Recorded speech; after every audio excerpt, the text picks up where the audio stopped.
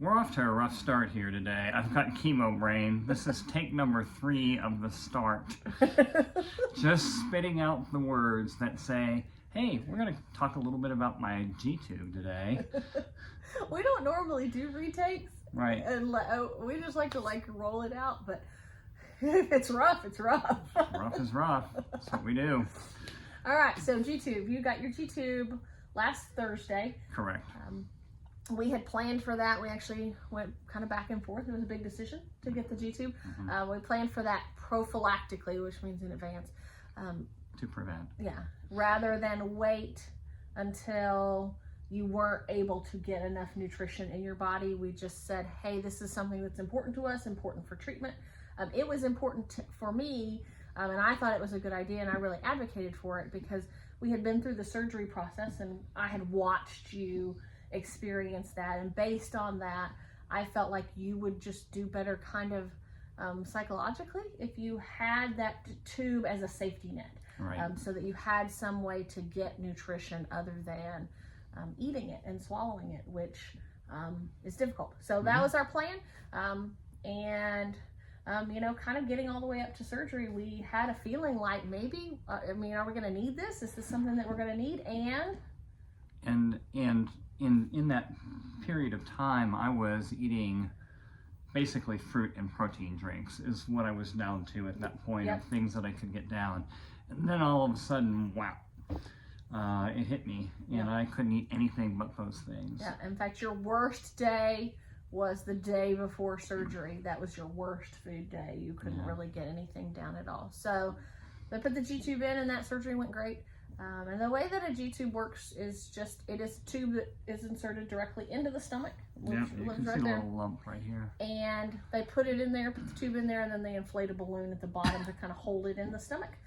And then it has this little nozzle that comes out that has an on and off, and you feed into that tube. So you fill up a syringe, and it's gravity fed, and it just kind of like sinks into your stomach, and all of your nutrition can go through that. It all can, but it's important to also be doing as much as I can orally, taking my pills, still continuing on, drinks and food and whatever I can stand. Right.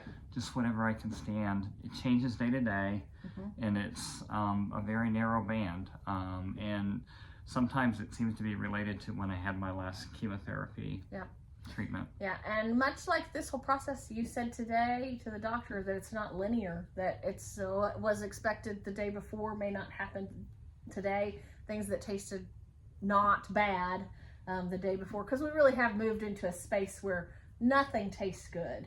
Right. Nothing has a good taste. Our bar is just not bad.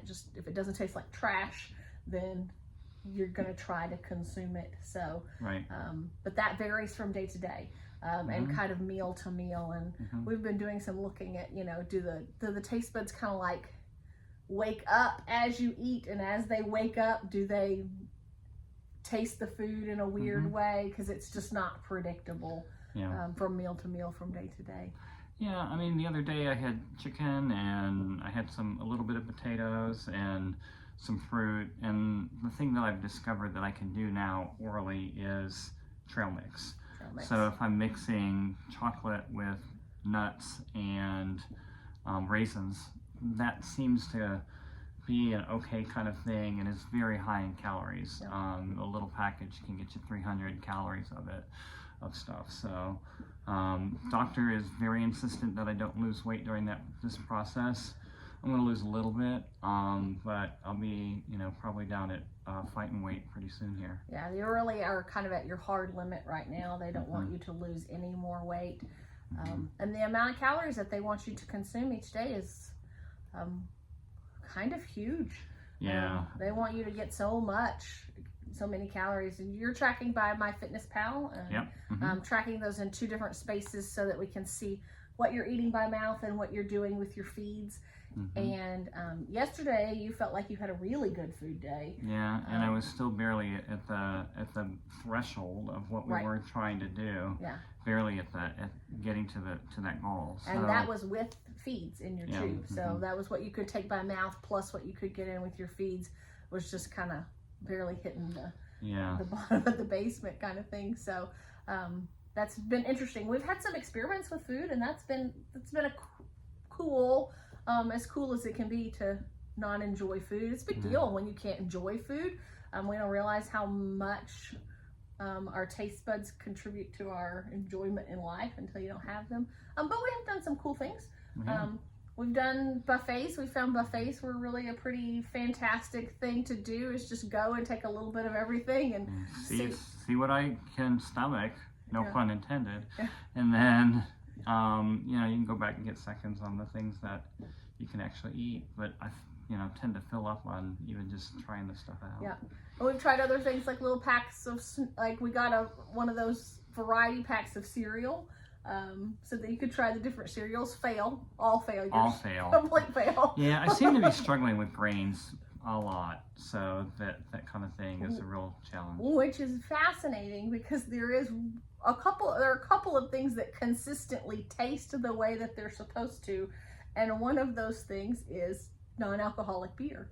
Yep. Beer tastes like beer, and of course you're not drinking any alcohol. But there's wonderful non-alcoholic beers, and those taste.